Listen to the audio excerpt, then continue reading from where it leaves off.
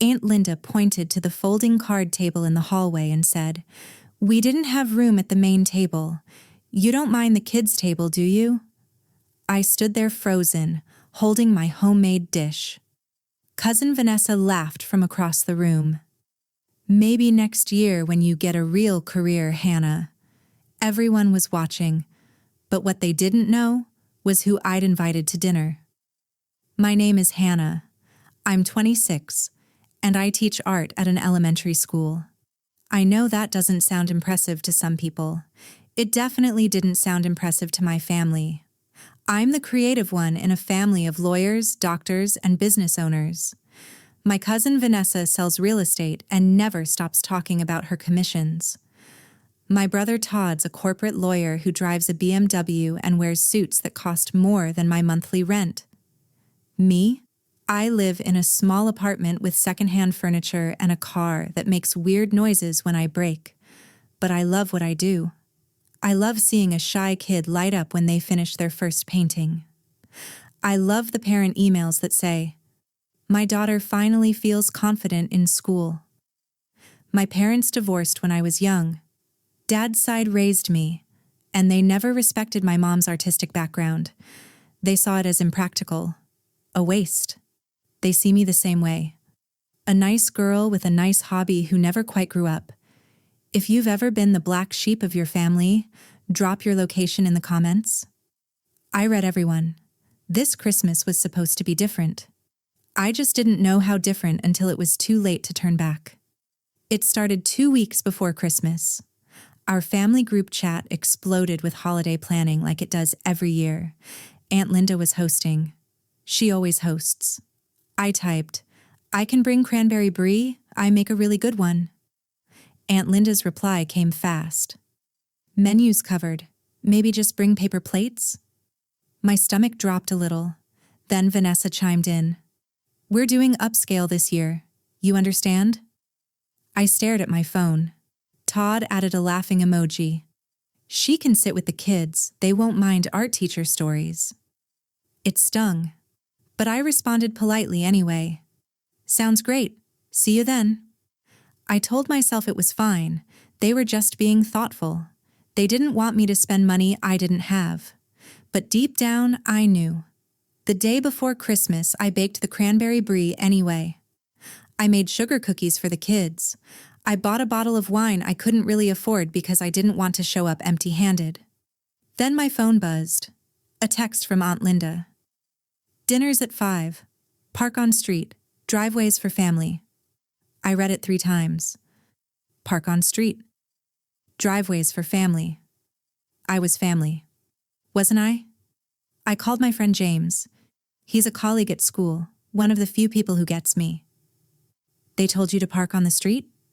His voice was sharp. "Hannah, that's messed up." "Maybe they just don't have space. Don't make excuses for them." I almost canceled. I actually had my finger hovering over the group chat, ready to type some excuse about not feeling well. But I didn't. I wasn't going to feel ashamed of who I was. "Don't let them make you feel small," James said. "You're worth 10 of them."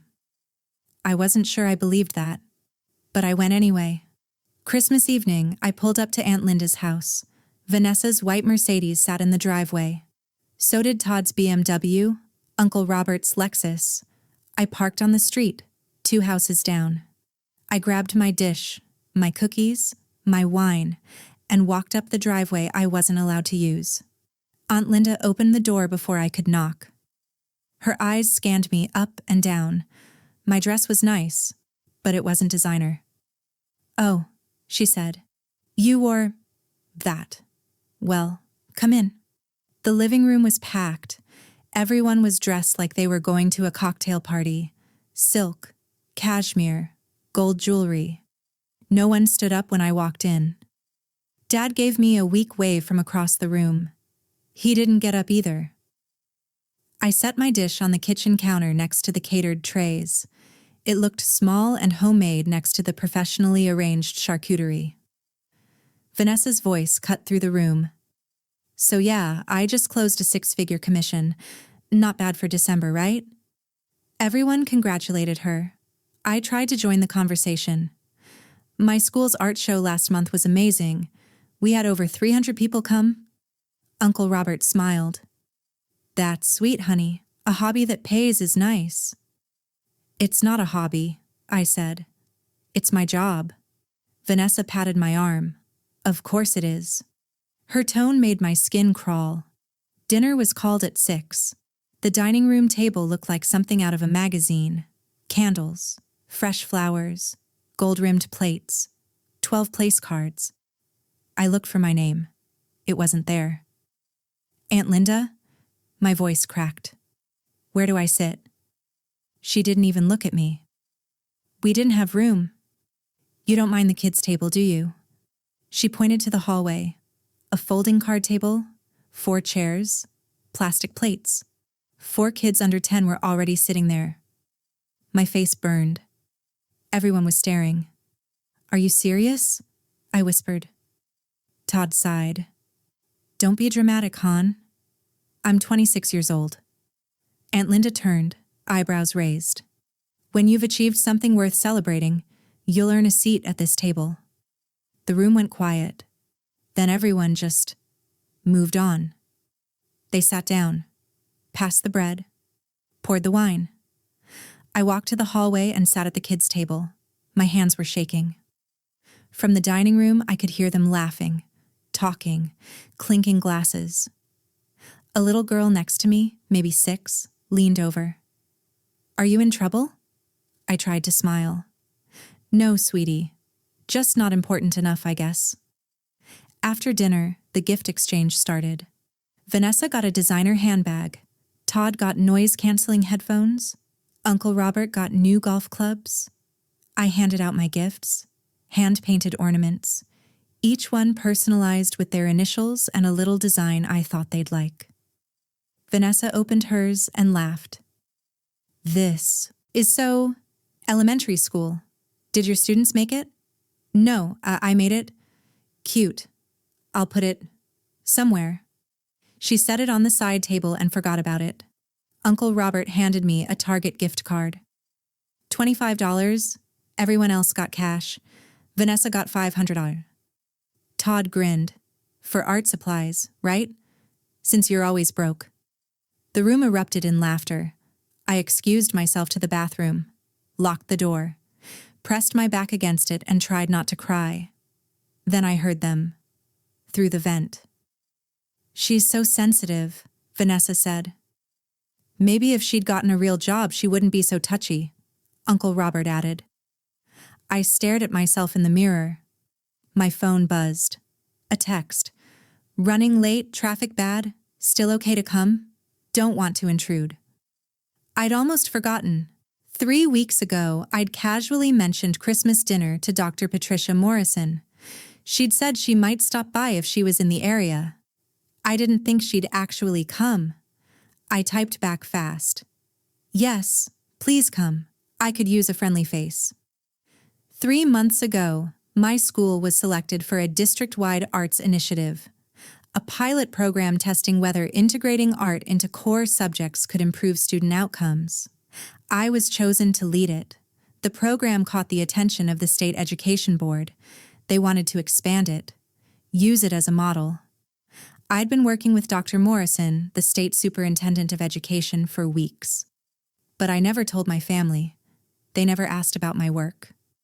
So I stopped talking about it. What they didn't know was that my program was being featured as a model for the entire state. 200 schools, thousands of students. And tonight, the woman who made it all happen was about to walk through the front door. I looked at myself in the mirror one last time. Just get through this, I whispered. A few more hours. I went back to the living room. They were playing charades. No one invited me to join. I sat on the floor with the kids and helped them build a puzzle. Dad walked over. You doing okay, honey?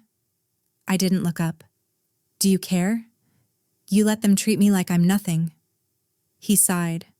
They don't understand your choices. Give them time. I've given them 26 years. The doorbell rang. Aunt Linda frowned. Who could that be? I stood. My heart pounded. Actually, I invited someone. Hope that's okay? Vanessa scoffed. You invited someone? Who do you even know?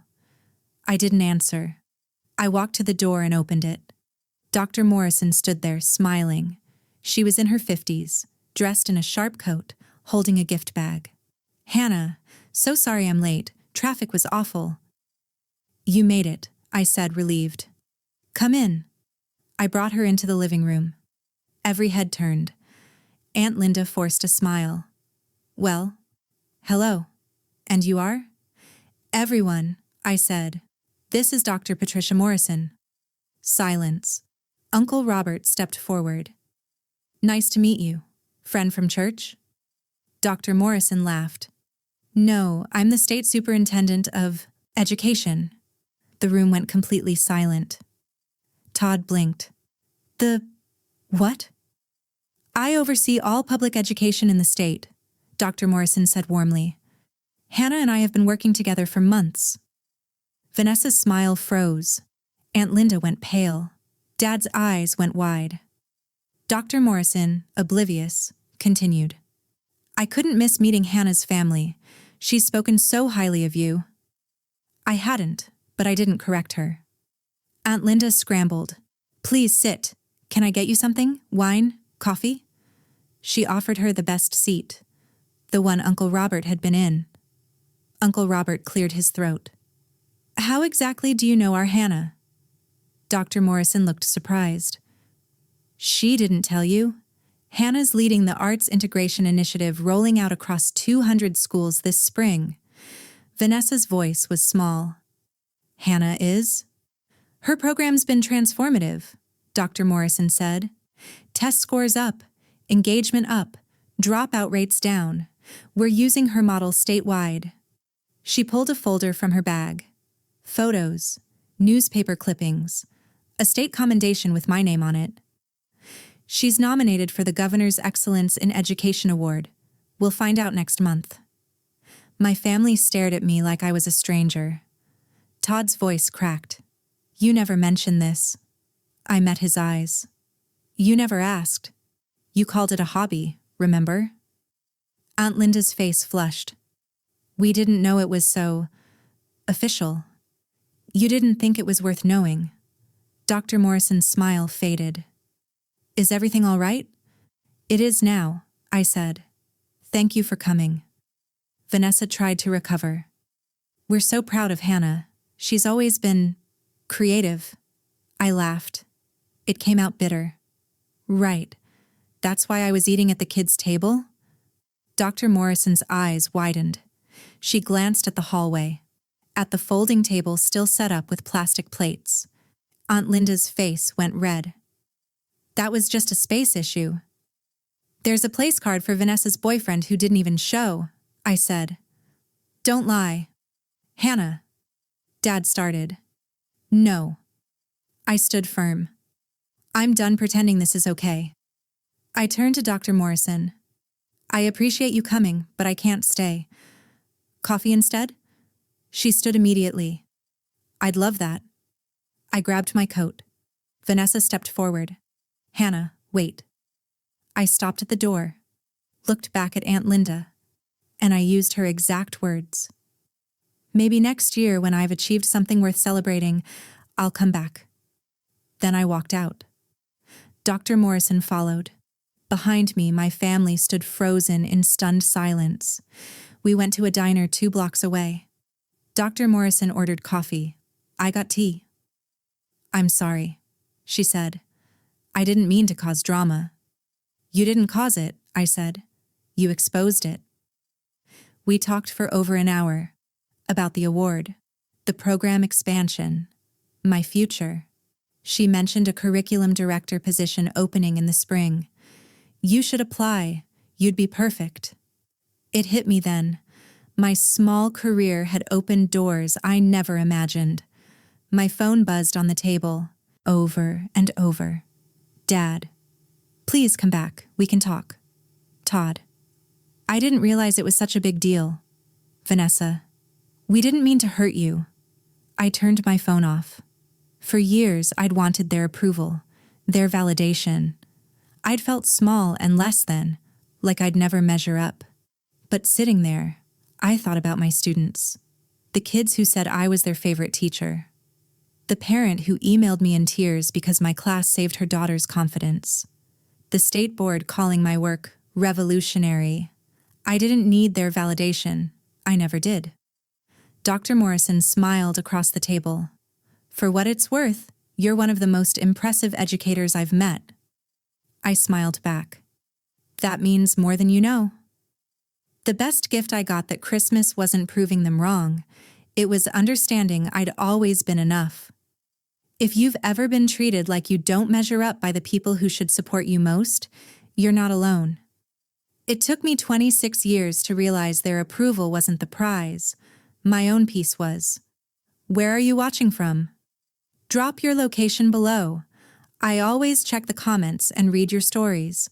And if you've found your worth outside your family's expectations, hit subscribe and share this with someone who needs to hear it.